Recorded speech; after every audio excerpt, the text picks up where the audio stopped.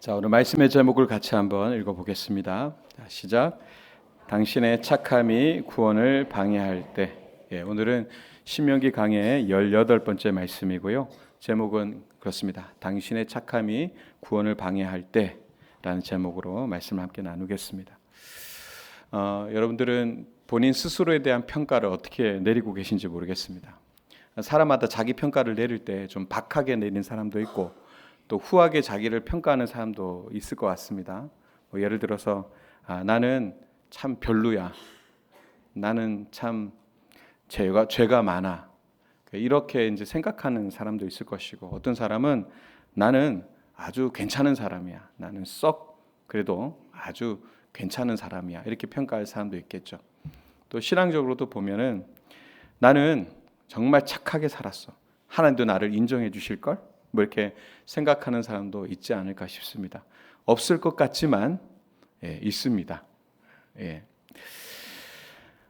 마지막 이제 세 번째 얘기했던 나는 착하게 살았으니까 하나님도 나를 인정해 주시지 않을까? 뭐 이런 생각을 하는 사람이 없을 것 같지만 성경에도 이런 사람이 하나 있습니다. 저 얘기를 하면 나도 그렇지 않나 이런 생각이 드실 것 같아요. 이런 유형의 사람이 누구냐면 바로 탕자의 형입니다. 탕자의 형님. 자, 탕자의 형님을 여러분 보시면 성경에 썩 많이 등장하지 않지만 오히려 탕자와 굉장히 대비되기 때문에 탕자와는 반대의 모습을 우리가 생각하면 되겠죠. 그는 나쁜 짓을 하지 않았습니다. 집을 떠나지도 않았고요. 탕자처럼 동생처럼 아버지한테 유산을 빨리 땡겨달라고 얘기하지도 않았고 그걸 또 들고 집을 나가서 탕진하지도 않았고요. 또 유흥가를 막 돌아다니면서 방탕한 삶을 살지도 않았습니다. 그저 아버지 옆에서 묵묵히 곁에서 지키며 또 일을 했습니다. 그런데 탕자가 돌아왔어요. 탕자가 돌아오고 나니까 그때 아버지가 어떻게 했습니까? 그 아들을 씻기고 옷을 입히고 반지를 껴주고 그리고 큰 잔치를 베풀어 줍니다. 그랬더니 이 형이 여태까지 보이지 않았던 성격이 나오는 거죠. 뭡니까? 분노합니다. 왜냐하면 저는 아버지 곁에 떠나지도 않았고요. 아버지의 그 재산을 탐내지도 않았습니다.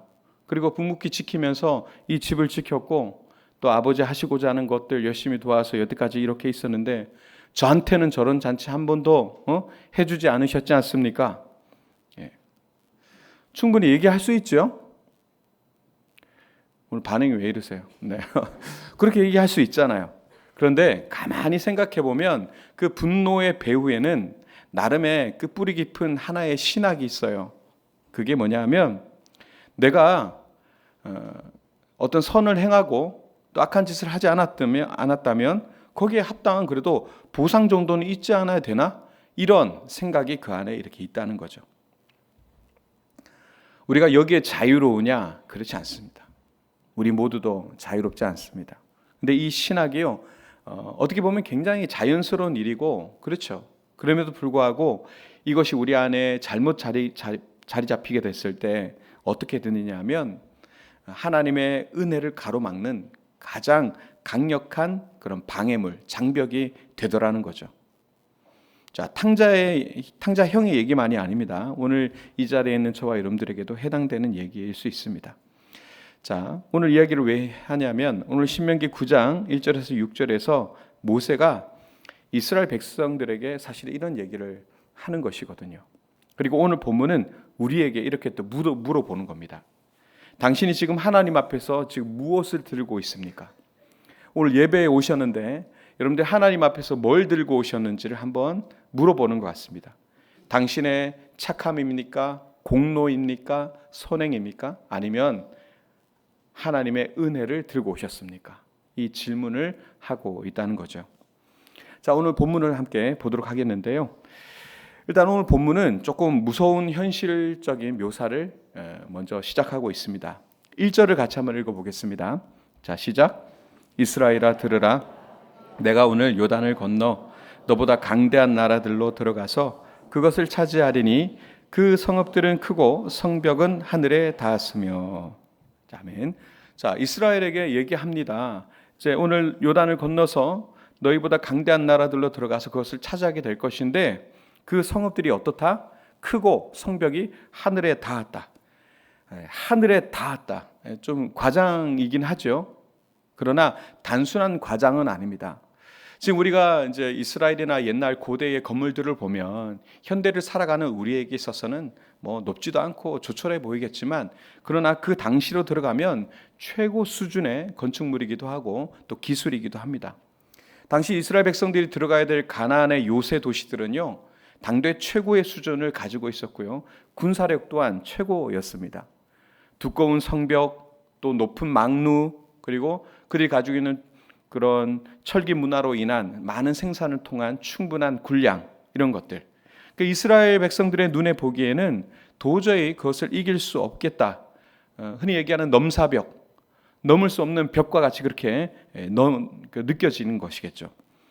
그런데 2절에서는 조금 더 나아갑니다. 2절은 어떻게 되냐면, 크고 많은 백성은 내가 아는 아낙 자손이라. 크고 많은 백성이 있는데 그들이 아낙 자손이다. 그에 대한 말을 내가 들었나니 이르기를 누가 아낙 자손을 능히 당하리요 하거니와. 그들이 만난 큰 백성이 있는데 아낙 자손입니다. 그런데 이 아낙 자손은 그 고대 근동에 있어서 지금 가나안 지역에 있어서 가장 강력한 그런 군사력을 가진 그런 족속이었습니다. 그래서 유명했다는 말이에요. 이스라엘 백성들이 구약에서의 공포의 대상 중에 하나가 이 아낙 자손이었습니다. 여러분, 지금 이 모세가 전하는 이 이스라엘 백성들은 가나안, 광야 2세대죠. 광야에서 태어난 2세대들에게 지금 신명기라는 것은 어떤 겁니까? 다시 한번 광야 2세대들에게 하나님의 율법을 또 얘기하고 편지이자 유언서이자 그런 거잖아요. 한 세대 전 이스라엘 백성들을 우리가 생각해 보면, 그들이 가데스 바네에 도착해서 12정탐꾼을 보냈습니다. 가나안 땅으로 보냈습니다. 근데 그들이 돌아와서 어떤 보고를 하게 됩니까? 우리 거기 가서 봤더니 우리는 우리 스스로 보기에도 메뚜기 떼와 같다. 그들이 보기에도 그랬을 것이다. 민수기 13장에 보면 그 가나안 땅에 정탐했던 사람들이 돌아와서 두 사람을 빼놓고 전부 다 우리가 메뚜기 떼와 같다. 메뚜기 컴플렉스에 빠졌습니다. 왜냐하면 그들이 거기서 아낙 자손을 봤거든요. 40년 전 그들은 가데스 바네아에서 가나안 땅을 눈앞에 두고 정탐을 했을 때 아낙 자손을 보면서 거기서 완전히 와르르 무너졌습니다. 그래서 40년을 또 돌았어요. 그리고 또 동일한 적 앞에 또 섰습니다. 아낙 자손 앞에. 근데 이번에는 어떠냐? 다시 한번 모세가 얘기하는데, 이어지는 3절을 보면 이렇게 되어 있습니다. 오늘 너는 알라. 내 하나님 여호와께서 맹렬한 불과 같이 내 앞에 나아가신다. 이렇게 얘기합니다. 자, 여기서 오늘 너는 기억해야 된다, 알아야 된다. 여호와께서 내 앞에 맹렬한 불과 같이 나아간다라고 얘기합니다. 맹렬한 불이라는 것은 원어적으로 그대로 해석을 하게 되면 삼키는 불, 소멸시키는 불, 이런 뜻이고요. 이건 이제 분사형이기 때문에 지금 이 순간도 계속 앞서 나가시는 그 하나님을 묘사하고 있어요. 그러니까 오늘 너희들이 알아라. 지금도 이 순간도 계속해서 너희 앞에서 삼키는 불과 같이, 소멸시키는 불과 같이 너희 앞에 계시며 나아가고 계신다. 이렇게 얘기합니다. 그런데 여기서 우리가 주목해야 될 것은 바로 3절 후반절인데요. 후반절을 같이 읽어보겠습니다. 자, 시작. 여호와께서 그들을 멸하사 내 앞에 엎드려지게 하시리니 여호와께서 내게 말씀하신 것 너는 그들을 쫓아내며 속히 멸할 것이라. 아멘. 앞서 이 3절 앞에서 그들 앞에 이전 세대에 두려웠던 아낙 자손이 있다는 걸 얘기하셨죠. 그러나 오늘 너희들은 알아야 된다. 너희 하나님 앞에서, 너희가 지금도 하나님께서 너희 앞에서 소멸하는 불과 같이, 맹렬한 불과 같이, 삼키는 불과 같이 나아간다. 그래서 3절 후반전에 여호와께서 그들을 멸하고 엎드려지게 할 것이다. 여호와께서 너에게 말씀하신 것 같이 그들을 쫓아내며 속히 멸할 것이다. 이렇게 얘기합니다. 여러분, 이 전쟁의 지금 주어가 누구입니까? 이 모든 동사의 주어는 바로 하나님이시죠. 전쟁의 주인이 하나님임을 다시 한번 강력하게 얘기하고 있습니다. 그럼 이스라엘은 뭡니까? 지금 가나안 땅에 들어가는데 전쟁의 주체가 이스라엘이 아니래요. 하나님이시래요. 그러면 이스라엘이 뭐냐? 바로 통로죠. 하나님의 도구이죠. 전쟁의 주체, 승리의 주체, 역사를 이끄는 모든 주체는 하나님이시고 그것을 심판하시고자 하시는 그 하나님의 그 역사 가운데 도구로 쓰여지는 것이 이스라엘이다. 이렇게 얘기하는 겁니다. 자, 여기서 우리가 한번 좀 메시지를 하나 좀 던져본다면 우리에게도 이런 하늘에 닿는 성벽 같은 문제가 있을 수 있습니다. 도저히 이길 수 없을 것 같은 안악 자손이 우리에게도 보여질 수 있어요. 그것이 외부도 있겠지만 우리 안에 내부에도 있을 수 있습니다. 나를 메뚜기 떼와 같이 느껴지게 만드는,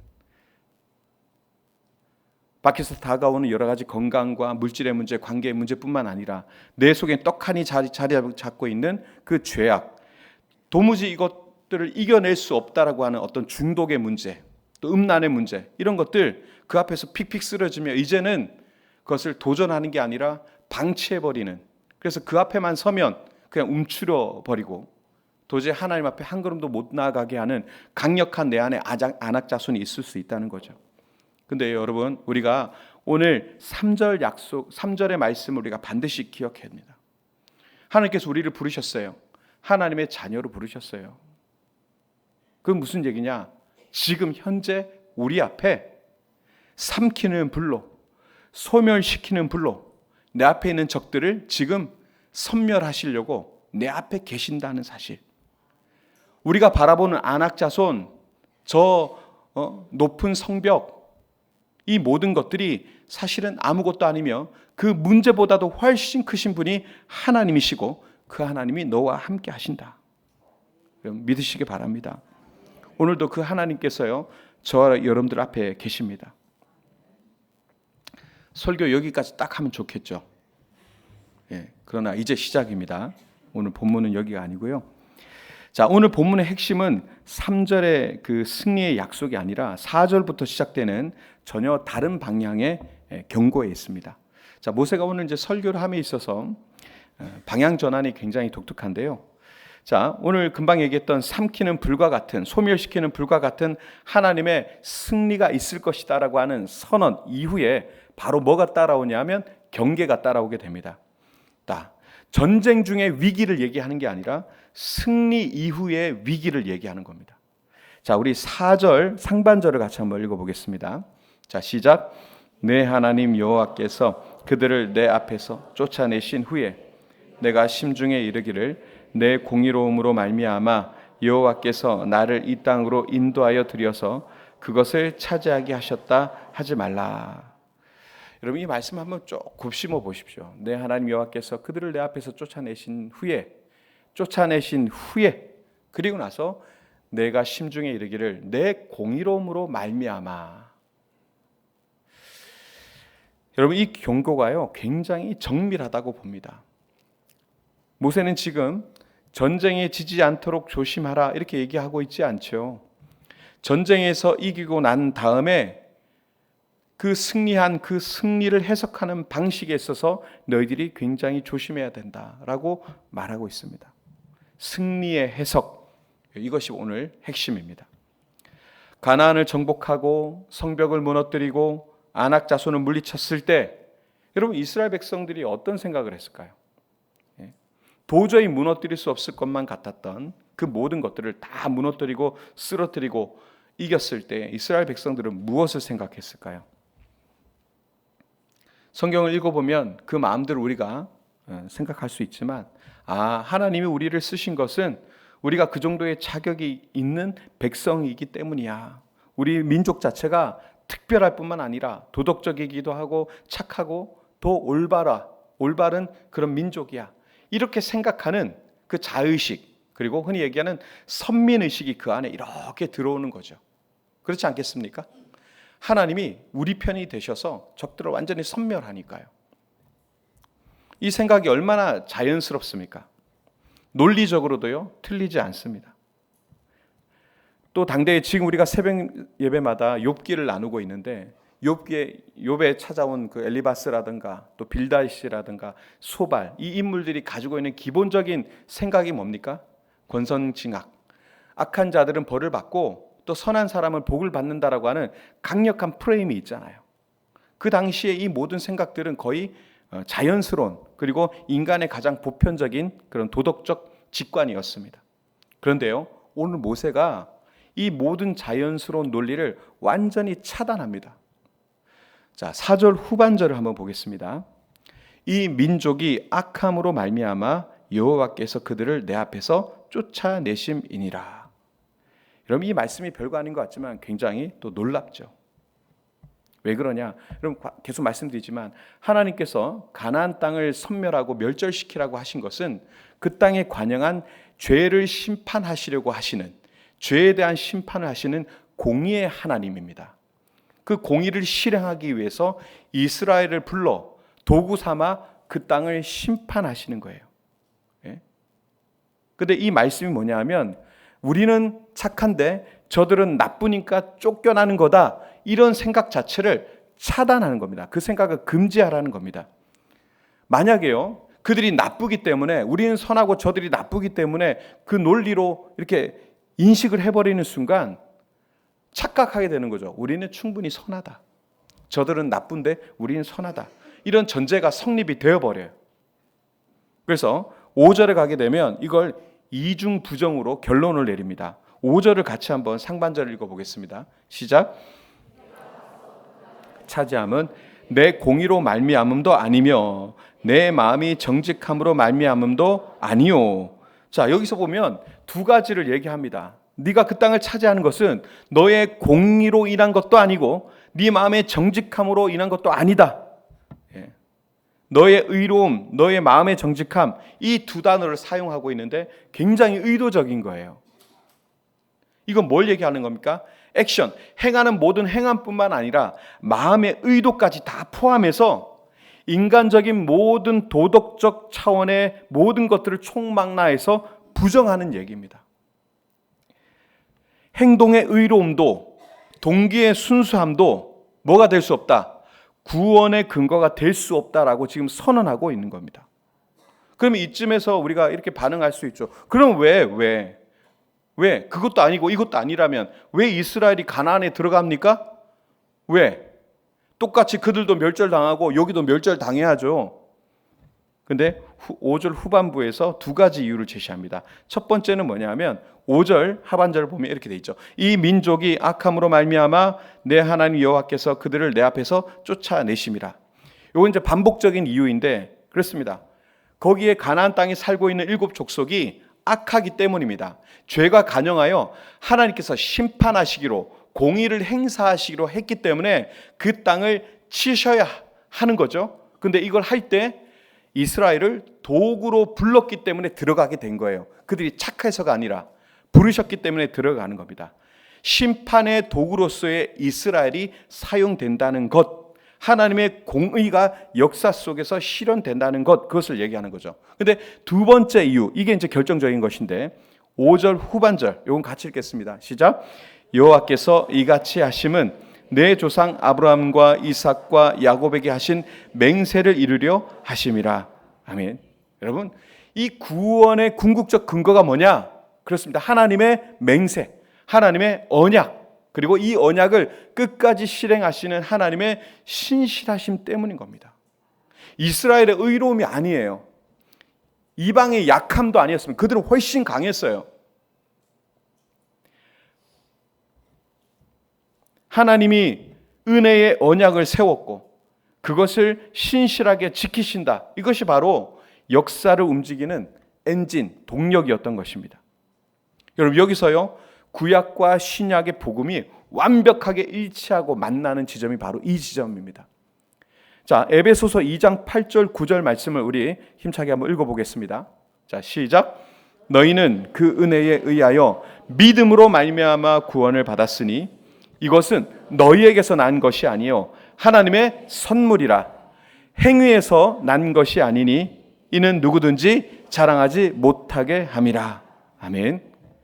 여러분, 수천 년의 시간을 가로질러서 신명기의 이 9장과 에베소서의 이 2장이 동일한 복음, 완전히 일치하는 복음을 선포하고 있는 것을 우리가 보게 됩니다.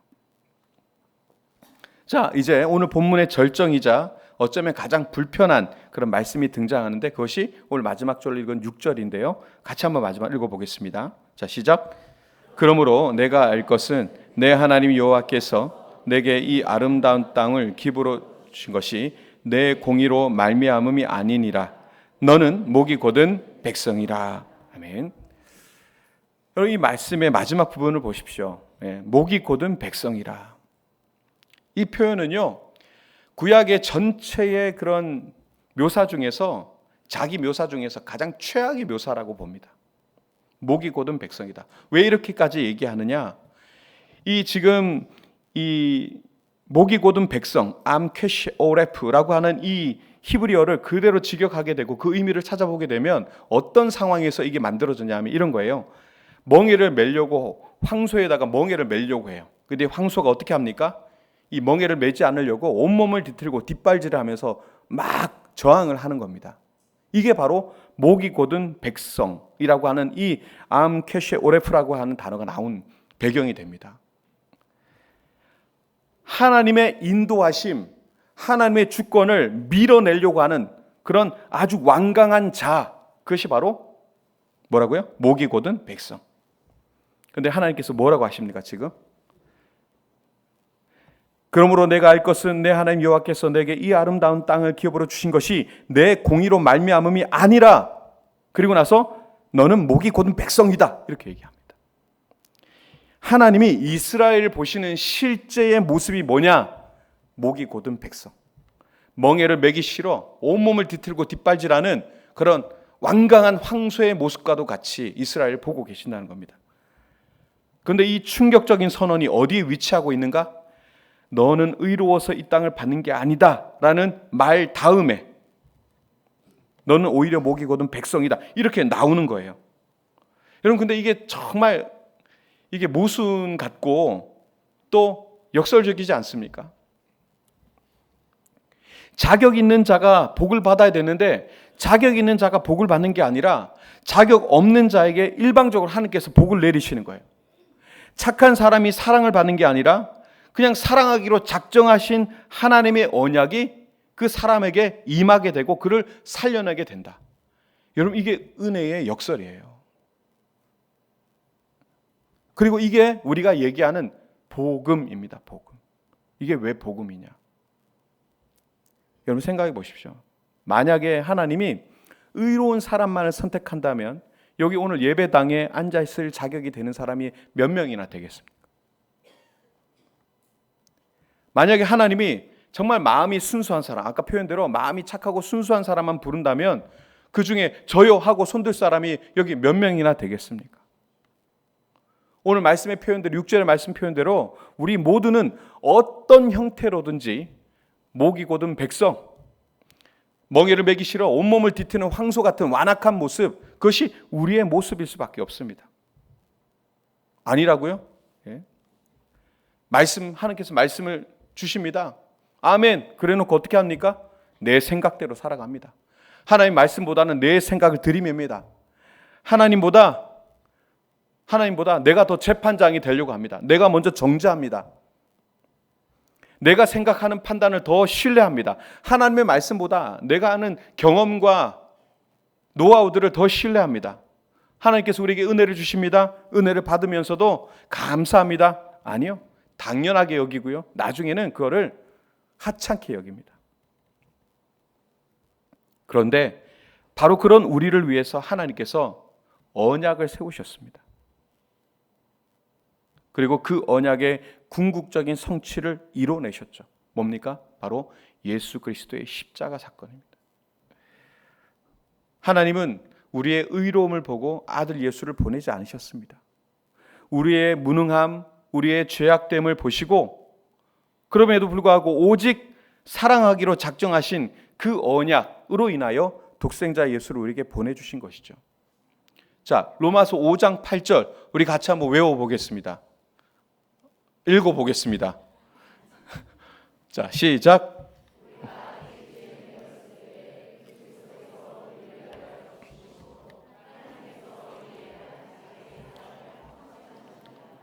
아멘이시죠? 자, 이 말씀의 시제가 언제입니까? 우리가 아직 죄인 되었을 때에, 여러분, 복음의 시작이 언제냐면 우리가 죄인 되었을 때, 여기가 복음의 시작입니다. 우리가 착해지고 나서, 의로워지고 나서 하나님께서 야, 너희들 진짜 한번 내가 구원할 만하구나, 그렇게 하신 게 아니에요. 우리가 의로워지도록 기다리신 게 아니에요. 죄인인 채로, 목이 곧은 채로, 그 자리에 있는 그대로, 있는 모습 그대로 하나님이 먼저 사랑하셨습니다. 이게 복음의 시작이에요. 자, 제목으로 다시 돌아가겠습니다. 오늘 제목이 뭡니까? 당신의 착함이 구원을 방해하게 될 때. 우리의 착함이 구원을 방해한다. 이것도 모순이고 또 역설이죠. 왜 우리의 착함이 구원을 방해할까요? 세 가지만 얘기해 보겠습니다. 구원이, 왜 우리의 착함이 구원을 방해하느냐? 첫 번째, 착함은요, 하나님 앞에 나아가는 것을 가로막습니다. 왜? 자, 우리는요, 무엇인가 잘못하고 또 뭔가 부족할 때 하나님 앞에 무릎을 꿇습니다. 근데 하나님 앞에서 내가 자의식이 굉장히 높아요. 나는 괜찮은 사람이야, 난 착하게 살았어 생각하는 순간, 나는 넉넉해 생각하는 순간, 쥐어진 게 많다고 생각하는 순간, 우리는요, 하나님께 나아갈 긴박함을 잃어버리게 됩니다. 여유 있으니까요. 병든 자에게는 의사가 필요하죠. 근데 건강하다고 착각하는 자에게는요, 의사를 필요 없다 얘기합니다. 근데 우리는 착각하죠. 우리도 다 병든 자인데 착각하죠. 의사 필요 없어요. 저 괜찮아요. 아유, 막 괜찮다고. 우리의 착함, 우리의 공로, 우리의 넉넉함, 이 모든 것들은요, 하나님 앞에 나아가는 것을 자꾸 가로막습니다. 두 번째, 우리의 착함은 은혜를 거래로 바꿉니다. 왜 그렇습니까? 내가 이만큼 착하게 살았으니 자연스럽게 어떻게 되죠? 하나님 이 정도는 해주셔야죠. 여러분, 이렇게 기도하면 이게 기도입니까? 아니면 청구서입니까? 이건 이해관계죠. give and take. 하나님과의 관계를 거래 관계로 마는 거죠. 내 안에 선함이 있고 공로가 있고 어떤 업적이 있다라고 생각하는 순간 아주 치명적인 결과로 나타나게 됩니다. 하나님의 그 은혜를 거래로 바꾸게 되죠. 세 번째, 착함은요, 은혜의 감격을 지워버립니다. 자신이 받을 자격이 있다, 그렇게 생각하면 어떻게 될까요? 그냥 마땅히 받은 거죠. 그냥 하나님께서 뭘 주시면 아유, 뭐 때가 돼서 주셨네, 그렇게 생각하죠. 그래서 감사가 없습니다. 근데 자격도 없어요. 근데 그때 우리가 뭘 받았을 때는 감격이죠. 그게 정말 감동스럽죠. 자신이 얼마나 자격 없는지를 아는 자는요, 그 주신 은혜 앞에서 눈물을 흘릴 수가 있습니다. 예수님이 이렇게 말씀하셨어요. 누가복음 18장에 보면 바리새인이 하나님 앞에 와서 이렇게 기도하죠. 하나님, 저는 저 세리와 같지 않습니다. 감사합니다. 이러저렇게 저는 착하게 살았습니다. 바리새인들이 얼마나 율법에 능통했어요. 말씀도 늘 잘 외우고 암송하고 금식을 하고 구제하고. 근데 그 선이 꽉 차 있었어요. 하나님, 저 세리와 같이 나라를 배신하고 같은 동족이 피를 빨아먹는 저와 같이 하나님이 감사합니다. 그리고 자신의 선함을 마음껏 자랑하죠. 그런데 저 옆에 세리는 어떻습니까? 눈도 들지도 못하고 하나님 불쌍히 여겨 주옵소서, 그렇게 울부짖었습니다. 그런데 그 자리에 주님이 어떻게 선언하시죠? 이 사람이 저 바리새인보다 더 의롭다라고 말씀하십니다. 착한 바리새인이 아니라 죄인임을 아는 세리가 의롭다 하심을 얻은 거죠. 여러분, 이것이 바로 은혜의 역설입니다. 말씀을 정리하겠습니다. 오늘 모세가요, 이스라엘에게 선포한 말씀의 핵심이 무엇입니까? 하나님이 너를 택하신 것은 네가 착해서가 아니다, 네가 의로워서도 아니다. 하나님의 언약이, 그리고 하나님의 그 언약을 지키려고 하시는 그 신실하심이, 하나님의 은혜가 너를 이 자리에 세웠다. 지금 이제 가나안 땅에 들어가기 직전에 이스라엘 백성들에게 모세가 이 메시지를 그들에게 전하는 거예요. 근데 이 선언은요, 그들에게 있어서 도전이기도 했지만 사실은 굉장히 큰 해방이기도 했습니다. 왜 이렇게 얘기하느냐? 우리는 신앙생활하면서 나도 모르게 하나님 앞에 이런 질문을 많이 해요. 하나님, 제가 뭐 안 해서 저한테 이러시나요? 뭔가 일이 있으면 뭔가 잘못되거나 병이 찾아오거나 잘 안 되면 자꾸 우리는 어떤 얘기를 합니까? 제가 기도를 덜 해서, 하나님 제가 뭘 안 해가지고 그런가요? 제가 죄를 지었나요? 그러면서 계속 자신을 돌아봅니다. 내가 충분하게 착하게 살았는가에 대한 질문을 계속 던져요. 근데 오늘 그 질문을 내려놓으라고 오늘 모세가 얘기합니다. 여러분, 내가 충분하게 착하게 살고 있습니까? 그 질문에 아무도 충분하다 답할 수 있는 자가 없어요. 그 충분하다 누가 얘기할 수 있습니까? 만약에 여러분들이 어떤 공로로 인해서 구원을 얻을 수 있다라는 그런 생각이 저 밑에 깔려있는 신학을 가지고 신앙생활 하신다면요, 여러분들은요 평생 불안할 겁니다. 죄 지을 때마다, 잘못할 때마다 십자가는 어디 가고 없고 불안할 거예요. 근데 그런 질문을 버리시고 차라리 여러분 이 질문을 하셔야 됩니다. 하나님의 그 언약하신 은혜가 나를 덮고 있는가? 그리고 십자가를 바라보는 거예요. 그리고 여전히 함께 계신 하나님, 나와 함께 하셔서, 맹렬한 불과 같이 나와 함께 하셔서 죄를 삼키고 사그라뜨리는 그 놀라운 하나님이 나와 함께 하심을 여러분 믿으시기 바랍니다. 여러분들의 착함을 들고 하나님 앞에 서지 마세요. 여러분이 남의 얘기 같지만 여전히 교회 안에 그렇게 많아요. 내가 이 교회 얼마나 오래 다녔는데, 내가 얼마나 많은 일들을 했는데, 여러분, 여러분들의 공로, 여러분들이 가진 직분이 여러분의 구원을 보장합니까?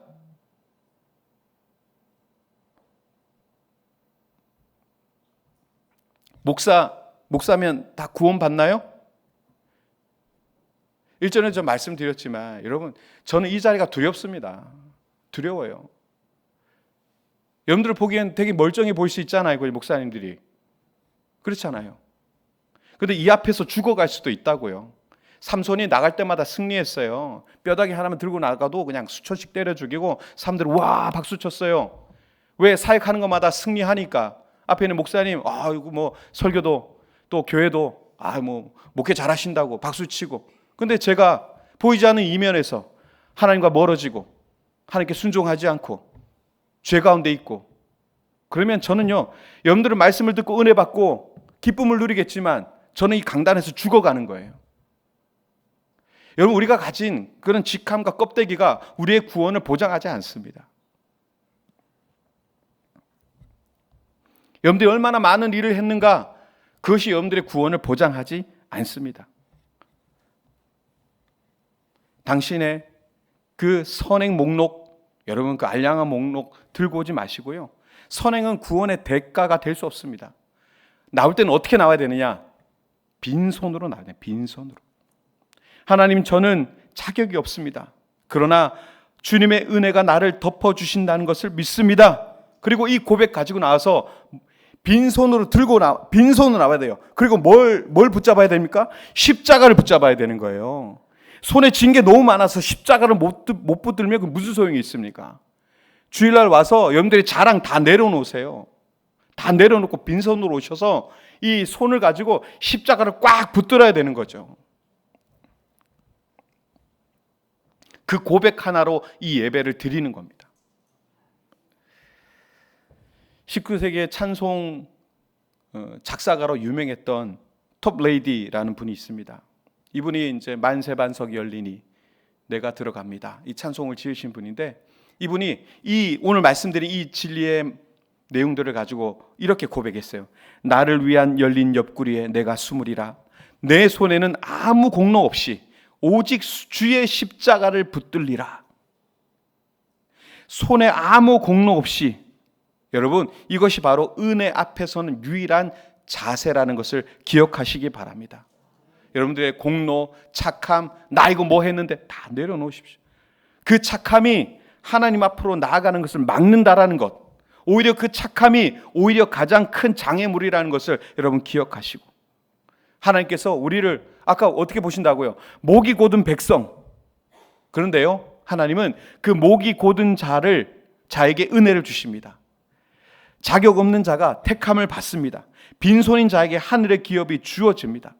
여러분, 이게 하나님의 방식입니다. 이것이 복음입니다. 오늘 또 얘기 또 듣고 나서 아유 뭐 봉사하고 뭐 직분 받아서 열심히 섬기고 아무 소용없네.